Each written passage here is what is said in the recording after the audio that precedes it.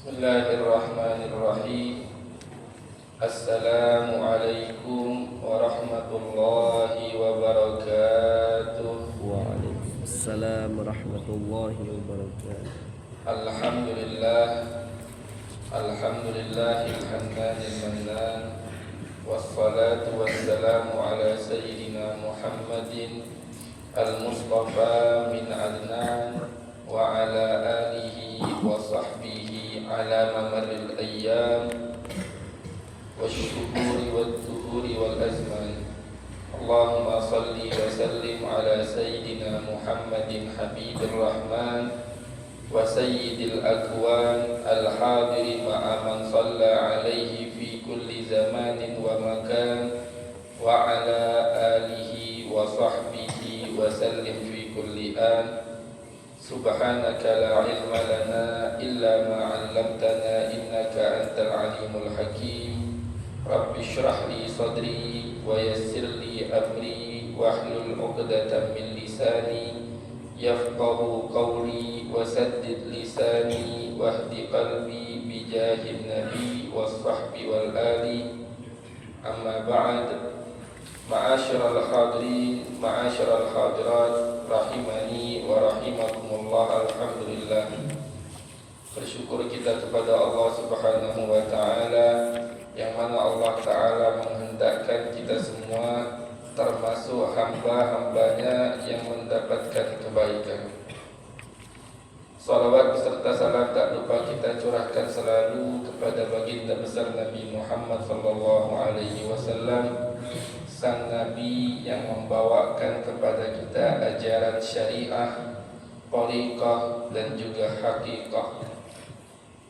Kita saat ini diperkenankan oleh Allah untuk mempelajari ilmu syariat atau ilmu hukum syariat, yaitu fiqih, seputar fiqhus siyam, fiqih dalam berpuasa.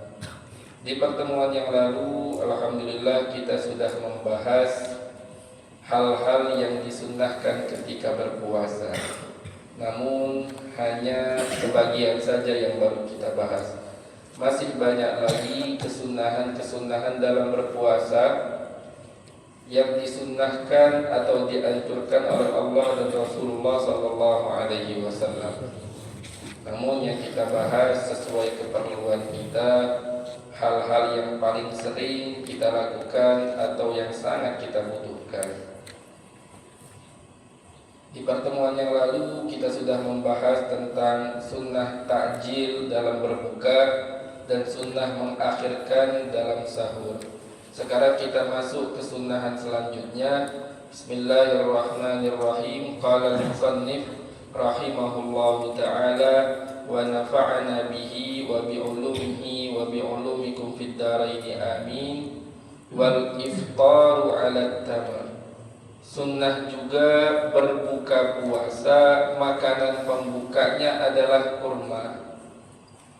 Jadi makanan yang disunnahkan ketika berpuasa itu ada 7 tingkatan. Tingkat pertama lebih afdol, lebih besar pahalanya ketimbang tingkat kedua. Tingkat kedua lebih besar ketimbang tingkat ketiga, namun lebih kecil daripada tingkat 1. Ada 7 tingkatan. Apa saja tingkatan-tingkatan tersebut dinazamkan oleh salah satu ulama dalam satu bait syair Arab.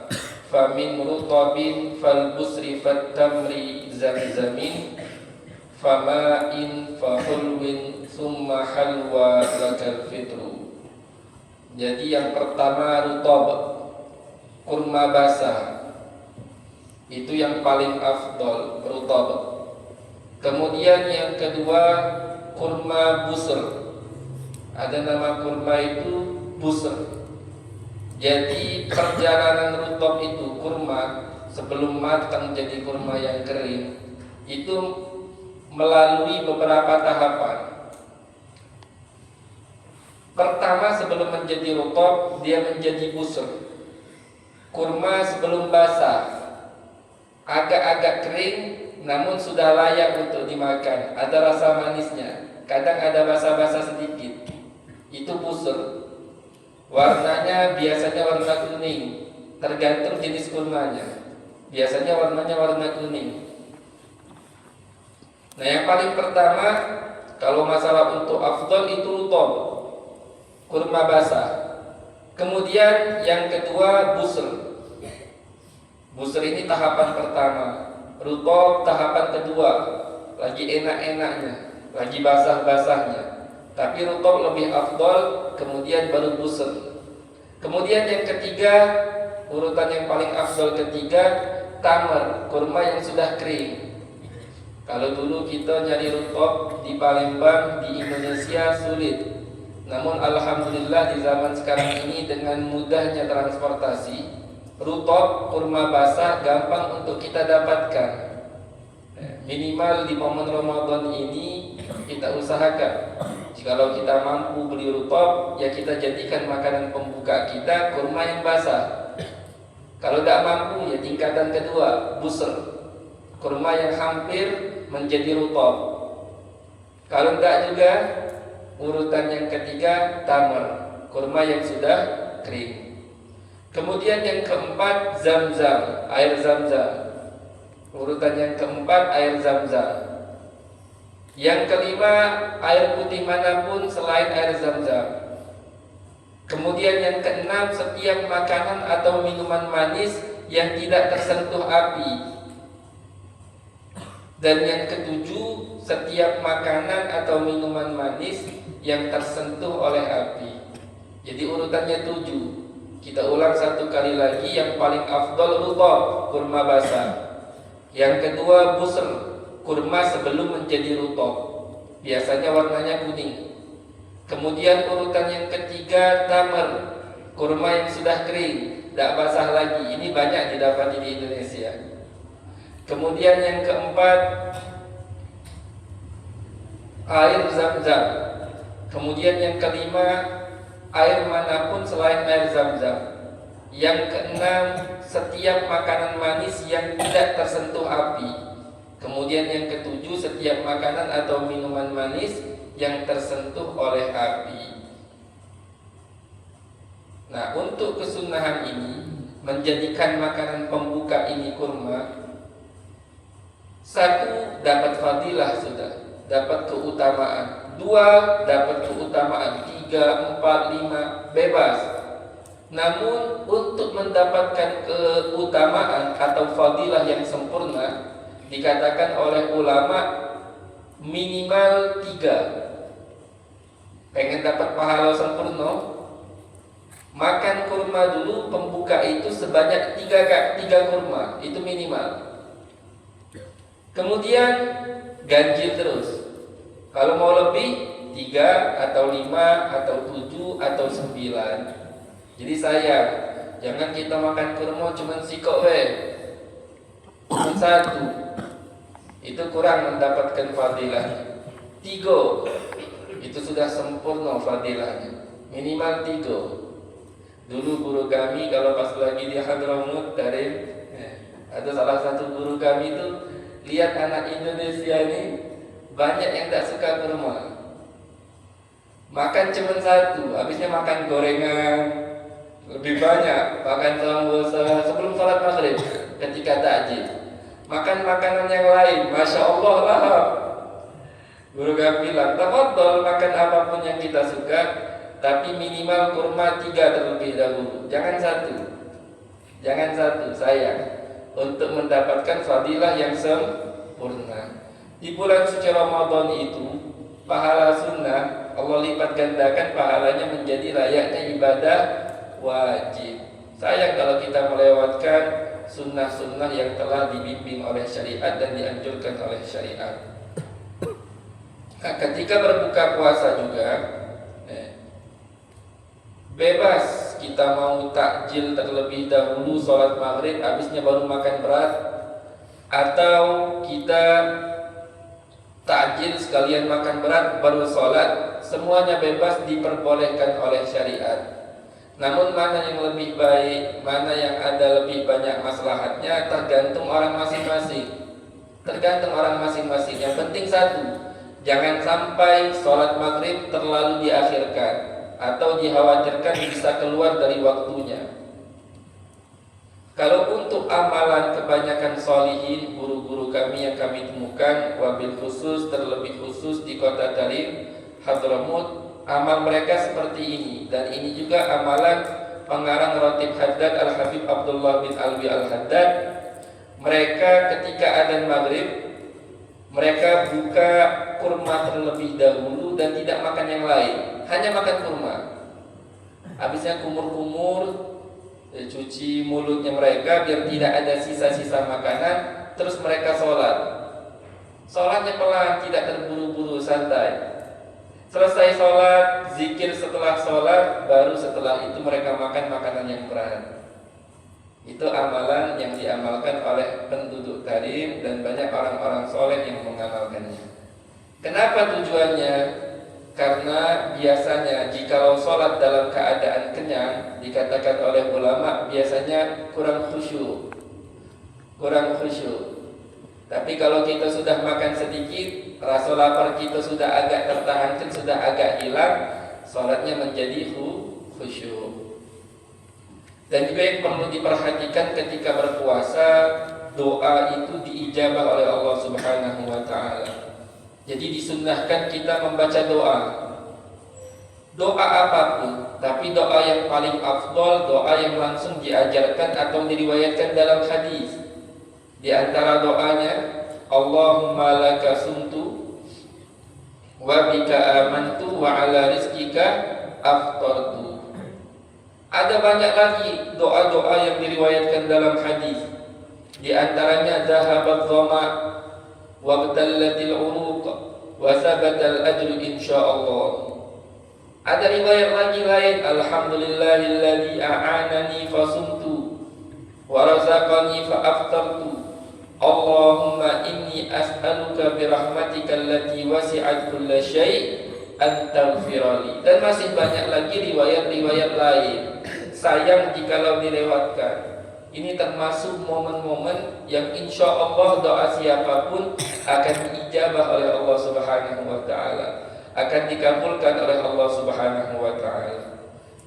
Pengen lebih bagus, lebih afdal, baca seluruh doa yang warid yang datang dalam hadis diajarkan oleh Rasulullah. Habisnya kita angkat tangan doa, hajat apapun yang kita butuhkan pinta saat itu.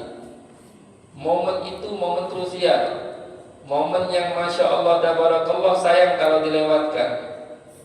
Kalau pengen doa ini tidak lupa, sebagian guru itu kalau mau makan, baik ketika puasa atau di luar bulan puasa, ketika tidak berpuasa, mereka setiap hari sebagian dijadwalkan anak-anaknya.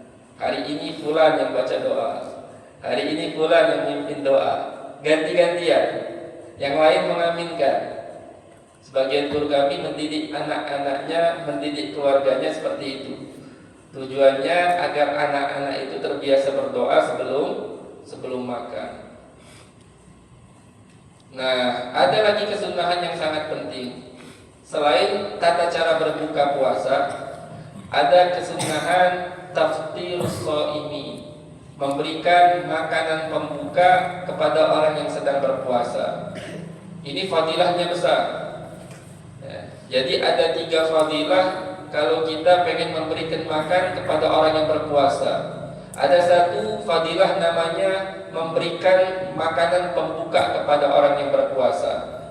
Ada amalan yang kedua, memberikan makanan dan minuman sehingga orang yang berpuasa puas dan kenyang.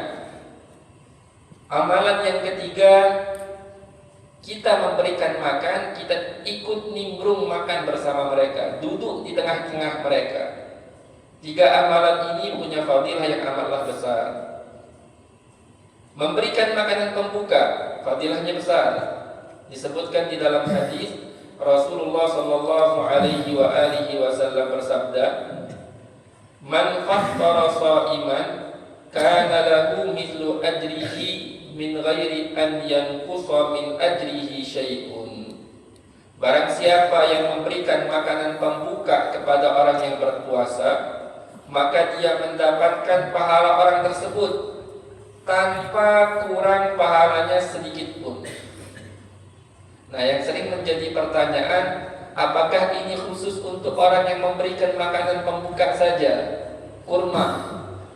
Kalau yang ngasih pempek, gorengan, tekwan, model atau makanan-makanan yang lain, dapat fadilah ini atau tidak? Tidak. Tapi ada fadilah lain, membuat kenyang orang yang berpuasa. Itu mendapatkan fadilah yang amatlah besar juga.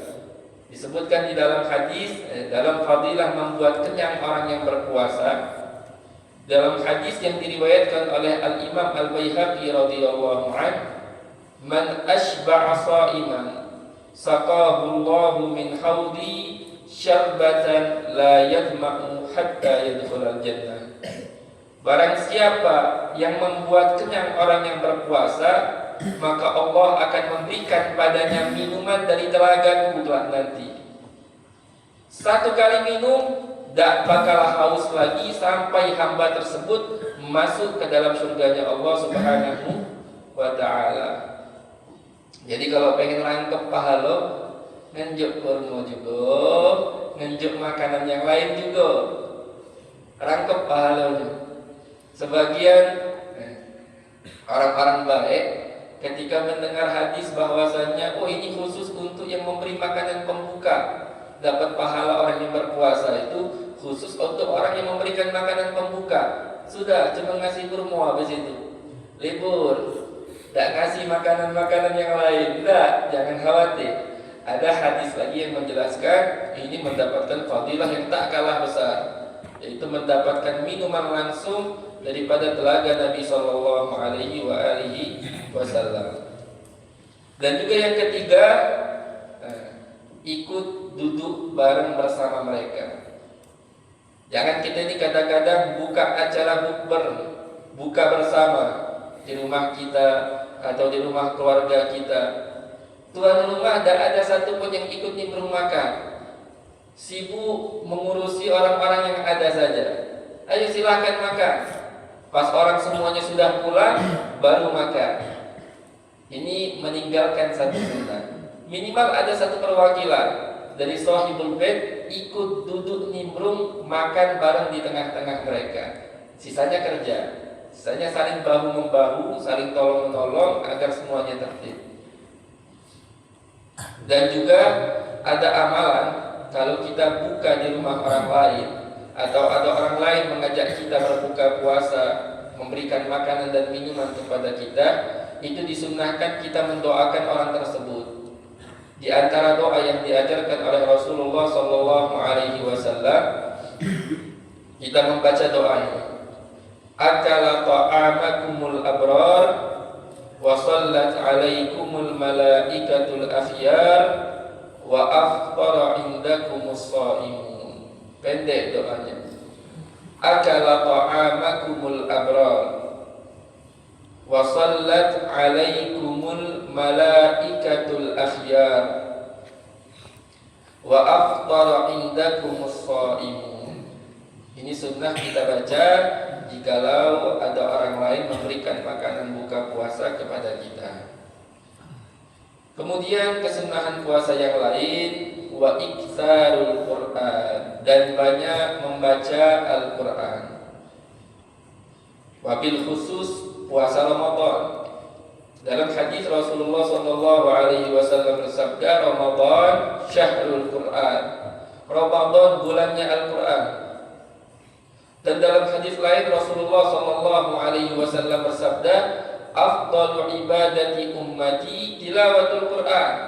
Paling afdalnya ibadah hambaku, umatku, adalah membaca Al-Quran.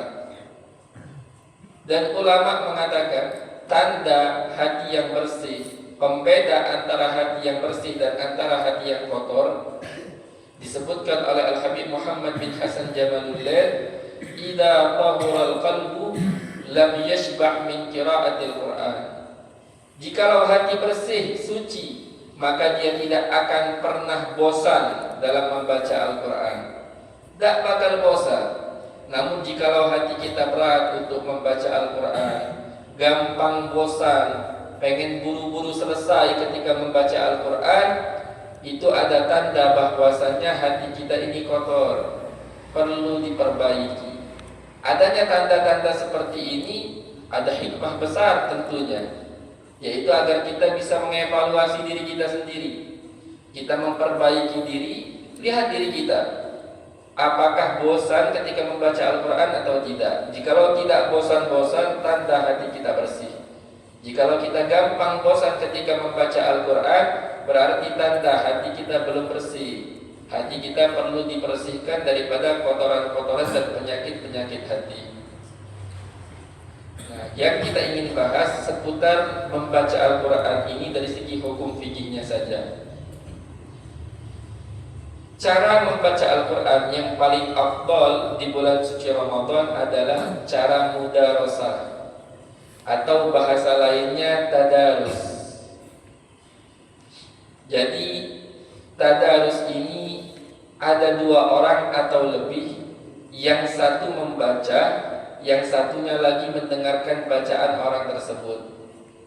Atau sebaliknya, gantian habisnya. Yang tadi mendengar sekarang membaca, yang tadi membaca sekarang mendengarkan bacaan sahabatnya. Nah, metode ini ada dua cara. Ada caranya yang seperti ini. Orang pertama membaca surat Wadduha, orang kedua mengulangi membaca surat Wadduha lagi. Ini sepakat ulama, inilah tadarus yang dilakukan oleh Nabi Shallallahu Alaihi Wasallam dan malaikat Jibril di bulan suci Ramadan. Dan inilah yang disebut tadarus atau mudarasah tanpa adanya perbedaan pendapat. Nah, ada metode yang kedua. Orang pertama membaca surat Wadduha, orang kedua membaca surat lanjutannya, surat Al-Insyirah, surat Alam-Nashrah. Apakah ini dinamakan tadarus juga atau tidak? Itu ada perbedaan pendapat antara ulama. Ada ulama yang mengatakan ini masuk kategori tadarus. Ada ulama yang mengatakan tidak, ini tidak masuk dalam kategori tadarus, namun ini metode lain yang disebut dengan sebutan idarah, baca giliran, ganti-gantian, namun tetap lanjut bacaannya. Itu namanya idarah. Nah, yang lebih afdal yang mana? Tadarus. Kalau tidak bisa tadarus, minimal idarah. Nah, ini tata cara baca Al-Quran yang paling afdal. Jadi rugi kalau kita di bulan suci Ramadan hanya ada baca Al-Quran, baca sendiri. Tidak ada sama sekali baca dengan metode mudarasah atau dengan metode idarah. Itu sayang, fadilahnya kurang. Dan lebih afdal lagi kalau kita punya segala sistem ini kita amalkan. Mudarasah kita amalkan, idarah kita amalkan, baca sendiri kita amalkan juga. Ini semuanya bagus kalau andai kata kita amalkan semuanya. Namun yang paling afdal yaitu metode tadarus atau metode mudarasah. Dan juga yang perlu diperhatikan, yang sering dipertanyakan juga, mana yang lebih afdal, baca Al-Quran dengan suara lantang atau suara pelan. Pelan itu tuh hanya memperdengarkan diri sendiri saja. Mana yang lebih afdal, membaca Al-Quran dengan suara lantang atau dengan suara pelan?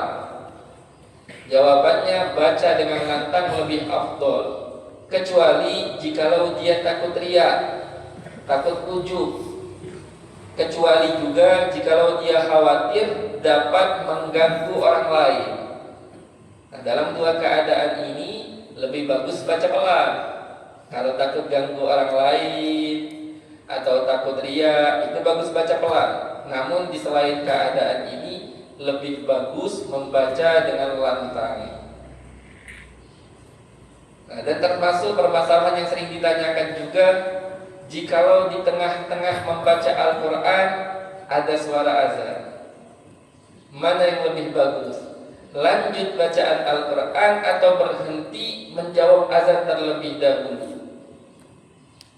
Mana yang lebih bagus? Nah, lebih bagus memberhentikan bacaan Al-Quran. Jawab azan, dengarkan azan dari awal sampai akhir. Azan itu ketika ada azan, kita bukan hanya sunnah menjawab, Ada 3 kesunahan tugas kita itu. Yang pertama, kita menjawab. Yang kedua, kita fokus mendengarkan azan dari awal sampai akhir. Didengarkan azan. Yang ketiga, melihat orang yang ada. Sunnah melihat orang yang ada. Begitu pula sunnah melihat orang yang khutbah Jumat, khatib.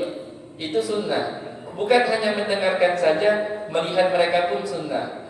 Ini termasuk sunnah-sunnah yang jarang diamalkan. Ada sebagian ulama mengarang kitab As-Sunnahul Mahjurah, sunnah-sunnah yang banyak ditinggalkan oleh umat di akhir zaman ini. Banyak, sangat banyak sekali ya. Di antara sunnah-sunnah yang mahjurah, inilah melihat orang yang sedang ada. Itu hukumnya sunnah. Jadi kalau kita lagi baca Al-Quran, sunnahnya kita putus bacaan kita, tapi berhentikan bacaan tersebut di tempat yang layak. Tempat berhenti yang layak. Tidak harus di akhir ayat, namun di tempat berhenti yang layak. Kita dengarkan. Jangan kita pas dengar azan Allahu Akbar cuma jawab Allahu Akbar. Baca lagi lanjut. Wadduha wal laili idza saja. Asyhadu an la ilaha illallah. Selesai, berhenti lagi. Asyhadu an la ilaha illallah. Bismillahirrahmanirrahim. Tidak. Sunnahnya berhenti total sampai azan selesai, baru dilanjutkan lagi. Kemudian ada permasalahan juga seputar membaca Al-Quran. Jikalau di tengah-tengah membaca Al-Quran kita hendak berhenti, dianjurkan kita minta izin dengan Al-Quran. Seraya kita berkata, kalau bahasa Arabnya seperti ini, Asta'dinu ya kitab Allah, aku minta izin dulu wahai kitab suci Allah. Gitu. Atau jikalau ada orang lain berbicara dengan kita, ngajak kita bicara, afdol kita lanjut bacaan kita. Kita lanjut. Ketika membaca Al-Quran, di antara adabnya jangan berbicara sama orang lain. Namun jikalau kita butuh atau hendak menjawab mereka, kita berhentikan bacaan. Sebelum menjawab, ada satu amalan yang diajarkan oleh Al-Imam Asy-Syarani. Apa amalan tersebut? Pendek amalannya. Ini untuk menghormati Al-Quran. Amalannya kita baca, Dustur ya Allah, Dustur ya Rasulullah, Dustur ya Sayyidi fi kalami fulan. Kalau diartikan, izin ya Allah, izin ya Rasulullah, izin wahai Tuanku untuk menanggapi ucapan fulan. Dustur itu artinya izin.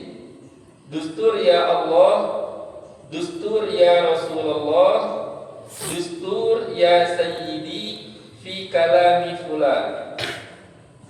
Masih banyak lagi hukum-hukum seputar Al-Quran yang kita tidak bisa bahas panjang karena kita pengen lebih fokus membahas tentang fikih puasa. Tapi ada satu hal yang sangat penting yang perlu kami ingatkan diri kami sendiri dan jamaah sekalian. Jangan buka Al-Quran dengan jari yang dibasahkan terlebih dahulu dengan air liur.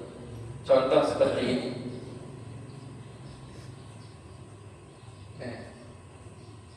Ini dikatakan oleh ulama termasuk kurang menghormati Al-Quran dan hukumnya haram.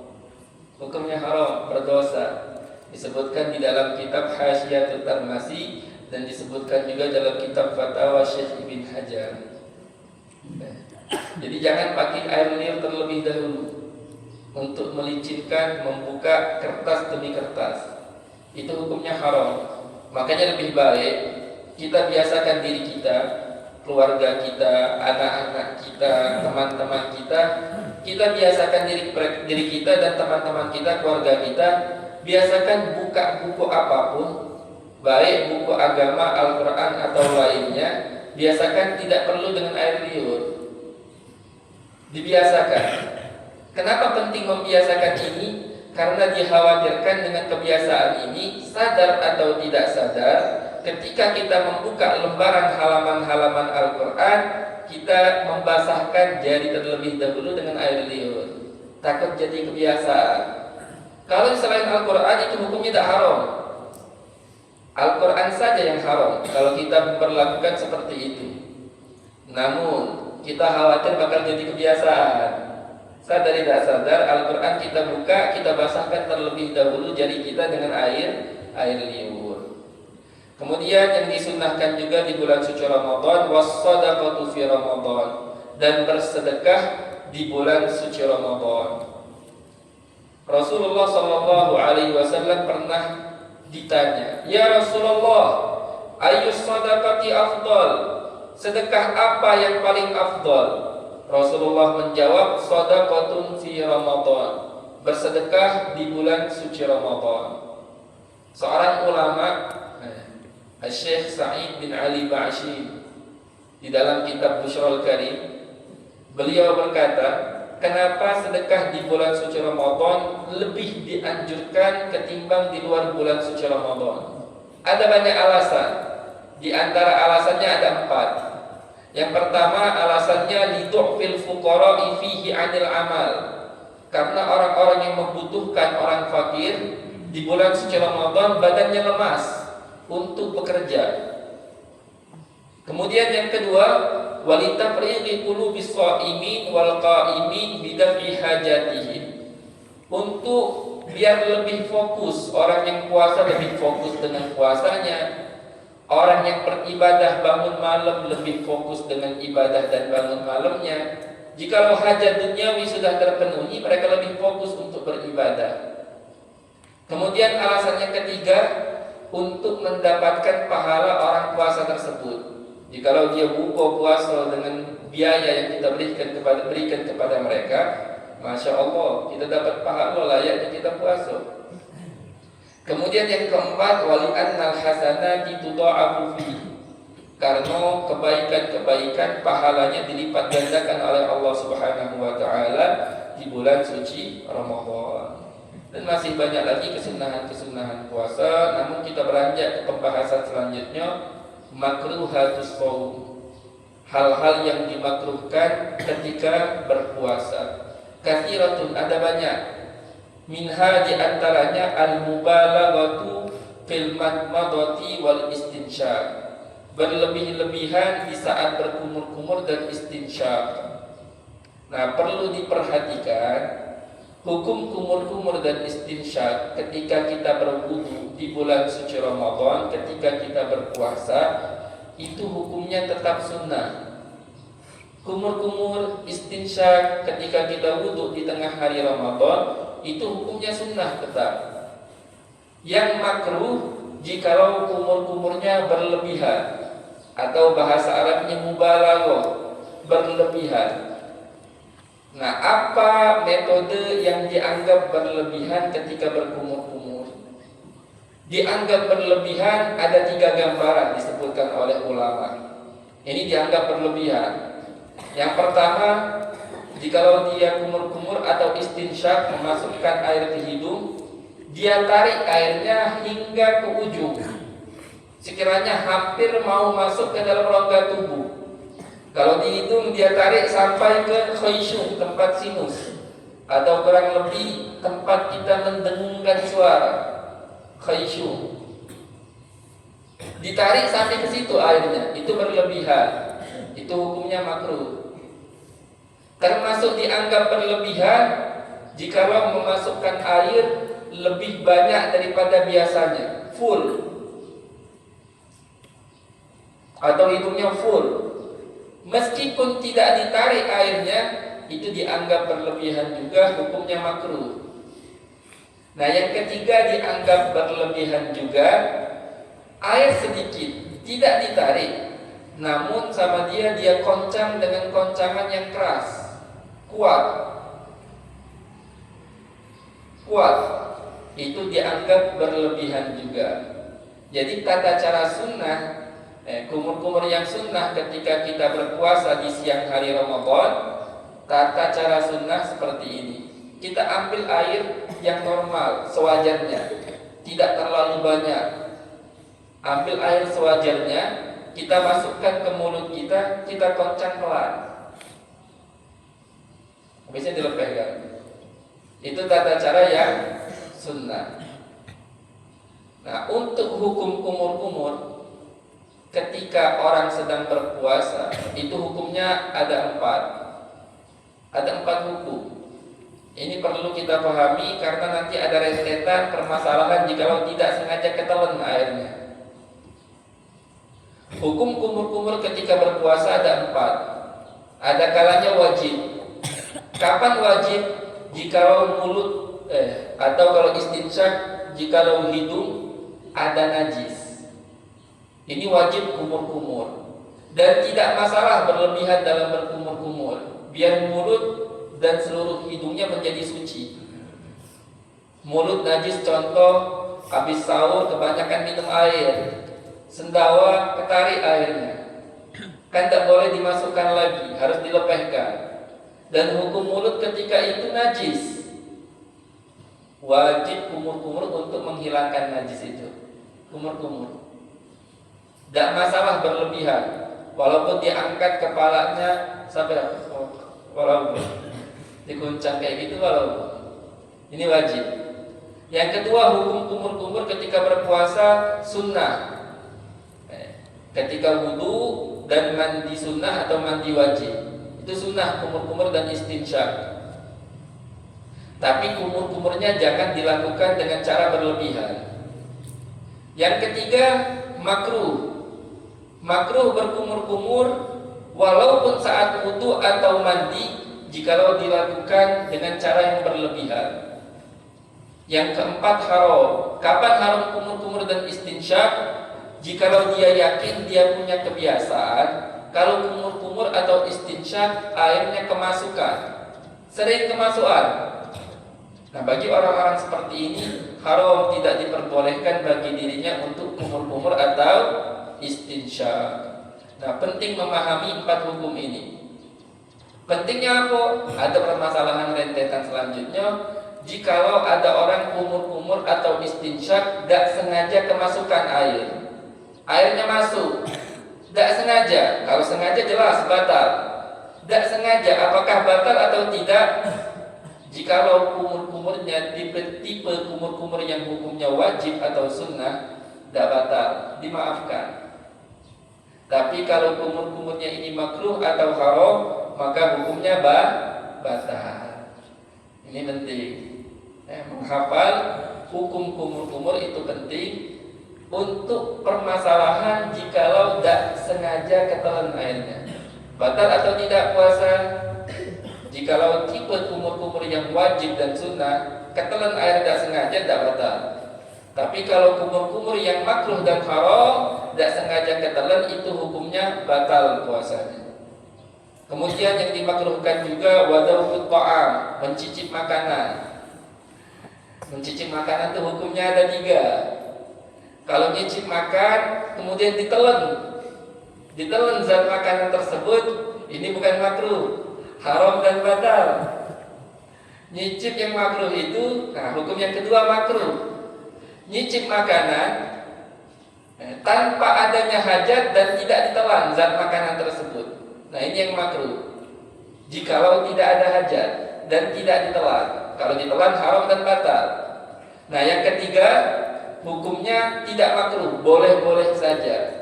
Mencicipi makanan karena ada keperluan, pengen tahu rasa masakannya. Ada orang yang masak, pengen tahu rasa masakannya, dicicip, namun tidak ditelan. Ini ada hajat, ada keperluan, ini hukumnya tidak makruh.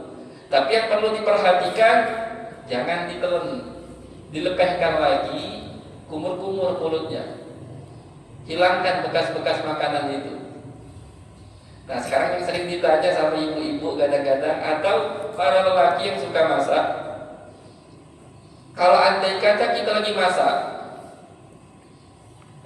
kita pengen nyicip makanan, kan hukum nyicip makanan ini, kalau andai kata tidak ada keperluan makruh, ada keperluan tidak makruh.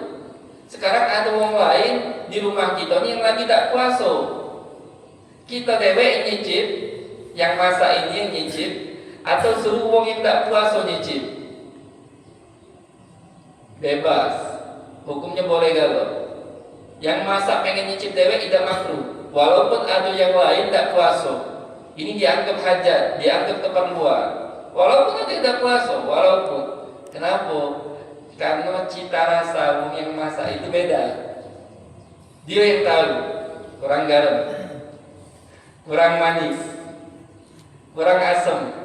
Dia yang tahu. Oh, tambahin dikit, tambahin dikit. Cita rasanya berbeda. Jadi walaupun ada yang lain yang tidak puasa, tidak apa-apa dia dewe yang nyicip. Hukumnya tidak makruh, tidak haram, selagi ada keperluan. Dan catatan yang kedua, jikalau tidak ditolak. Kemudian kemakruhan yang selanjutnya, wal hijamah, makruh membekam ketika puasa. Cantuk atau bekam makruh. Ini di madhab kita. Dalam madhab lain ada yang berpendapat hukumnya haram dan membatalkan puasa. Makruh ini baik untuk wong yang dibekam atau tukang bekam. Dua-duanya kena hukum makruh. Kemudian yang terakhir, wamat nahwil ilki, mengunyah semisal makanan-makanan yang tidak ada zat-zat yang lepas. Contoh, atau bukan makanan, apapun hal-hal yang tidak kati zat-zat yang lepas. Karet dikunyah, tidak kati rasanya ya, tidak kati zat-zat lain yang lepas. Itu hukumnya tidak batal puasa, tapi hukumnya makruh. Hukumnya makruh. Dan masih banyak lagi hal-hal yang dimakruhkan ketika berpuasa. Di antaranya, kalau dionyo banyak memenuhi syahwat-syahwat ribahnya, baik dari segi mencium hal-hal yang harum atau menyentuh hal-hal yang sangat lembut terlalu banyak, atau mendengar hal-hal yang enak, memandang hal-hal yang enak. Sepanjang lagi puasa ini melihat hal-hal seperti itu, menikmati hal-hal seperti itu, hukumnya makruh. Hukumnya makruh. Kenapa makruh? Karena tujuan puasa ini kasrus syahwat, memecahkan syahwat hawa nafsu. Jangan terbiasa dipenuhi terus syahwat-syahwat yang diinginkan oleh nafsu. Kalau kita penuhi segala kebutuhan nafsu ini, hilanglah salah satu hikmah daripada hikmah berpuasa. Jadi kalau pakai minyak wangi, pakai parfum di tengah siang hari Ramadan, hukumnya apa? Makruh. Makruh hukumnya. Kalau hari Jumat, ada khilaf antara ulama.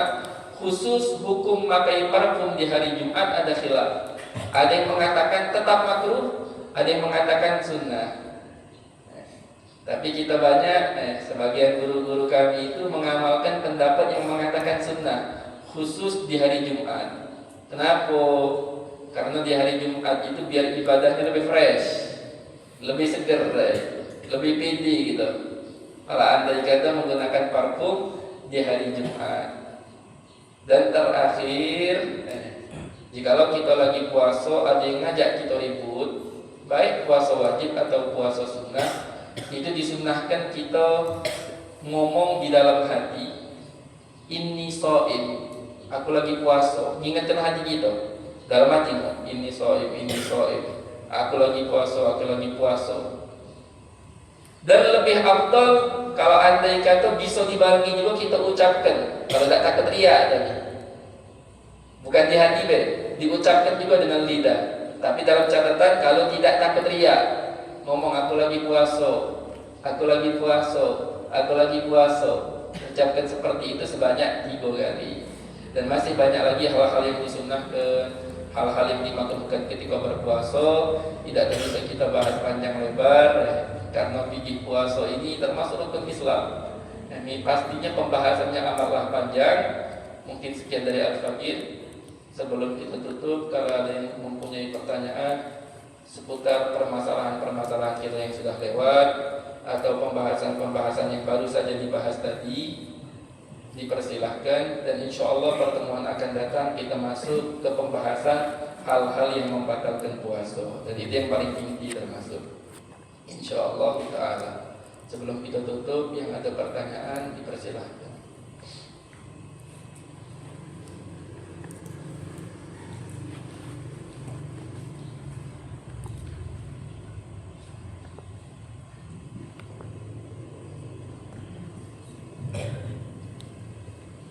Baik, kita tutup majelis kita hari ini dengan doa majelis.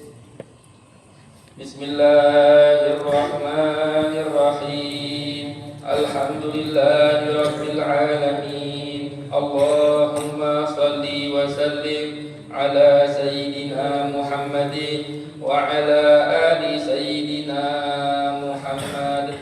Ya Rabbana ta'arafna bi annana qtarafna wa annana asrafna ala lada ashrafna fatub alayna tawbah taghsil li kulli hawbah wastur lana al-awrati wa amin ar-rawhani waghfir li walidina rabbi wa mawludina wal ikhwani wa sairil khillani wa kulli dhi mahabba aw jiratin aw suhbah wal muslimina ajma' amin rabbi asma' fadlan wa judan manna la biktisabin minna bil mustafa rasuli ahdari kulli suli bil mustafa rasuli ahdari kulli suli bil mustafa rasuli ahdari kulli suli صلى وسلم ربي عليه عد الحب به والصحب عند طش الصحب والحمد لله بالبدء والتناهي سبحانك اللهم وبحمدك أشهد أن لا إله إلا أنت أستغفرك وأتوب إليك صلى الله على سيدنا محمد وعلى آله وصحبه وسلم والحمد لله رب العالمين. هكذا مني والعفو منكم. السلام عليكم ورحمة الله وبركاته.